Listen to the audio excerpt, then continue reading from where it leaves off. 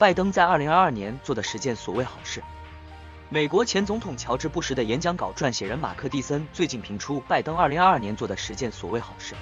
蒂森是一名美国共和党人，采取行动阻止了严重的全国铁路罢工。罗纳德·里根解雇了罢工的空中交通管制员，但拜登确实让国会通过了2党立法，迫使铁路工人工会接受他的政府谈判达成的过于慷慨的合同，避免了可能削弱美国的经济并加剧通货膨胀的罢工。9. 派 B-52到澳大利亚对抗中国。基于去年与澳大利亚和英国达成的历史性3边安全协议，被称为奥库斯，以帮助澳大利亚建造具有核能力的潜艇。拜登宣布计划向澳大利亚北部的一个专用空军基地部署多达6架具有核能力的 B-52轰炸机，帮助对抗中国霸权。8. 对中国本土半导体产业发起全场紧逼。拜登阻止美国公司向中国出售芯片或半导体设备。他还打击中国千人计划招募美国科技专家，发布出口管制规则，禁止美国公民支持中国的先进芯片开发，切断硅谷专业人才的流动，这将严重削弱中国发展自己的尖端半导体产业的雄心。7. 签署了几十年来第一个2党枪支立法。在德克萨斯州乌瓦尔迪发生学校枪击事件后，拜登签署了由参议员约翰·科宁、德克萨斯州共和党人和克里斯·墨菲、康涅狄格州民主党人共同发起的2党安全社区法案。该法案旨在保护合法枪支拥有者的权利，同时打击非法滥用枪支，包括鼓励各州实施红旗法，也就是极端风险保护令法，防止表现出对自己或他人构成威胁迹象的个人购买或拥有任何类型的枪支，增加对心理健康和学校安全的资助，增加对21岁以下枪支购买者或家庭暴力者的审查，对枪支代购买家和枪支走私者处以更严厉的处罚。6. 确保引渡了被指控炸毁泛美航空公司103号航班的恐怖分子，该航班导致190名美国人丧生。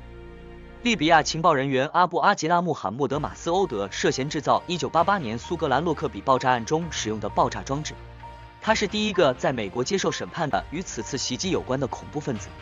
5. 将伊朗伊斯兰革命卫队列入美国外国恐怖组织名单。特朗普总统在退出巴拉克奥巴马总统2015年的核协议后，于2019年将伊斯兰革命卫队列为他最大压力运动的一部分。伊朗要求拜登在伊斯兰革命卫队考虑恢复遵守该协议之前将其除名，尽管他为恢复该协议做出了错误的努力，但拜登在4月份告诉以色列总理纳夫塔利·贝内特，伊朗伊斯兰革命卫队将继续留在名单上，而且该决定绝对是最终决定。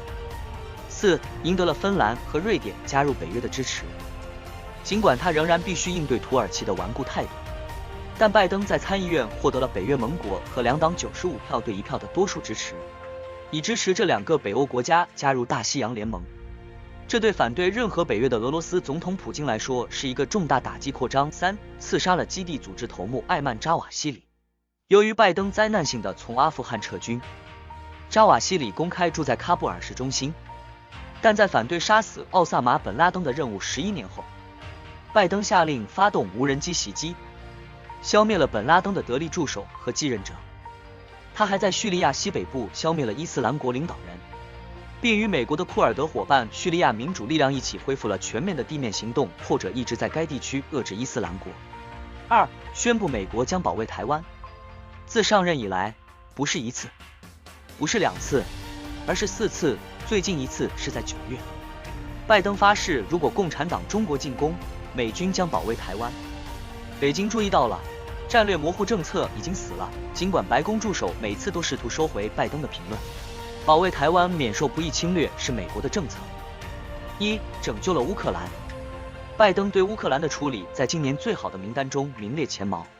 在俄罗斯入侵后，拜登召集美国的盟友支持乌克兰的自卫，提供武器、资金、情报和外交支持，阻止普京占领基辅。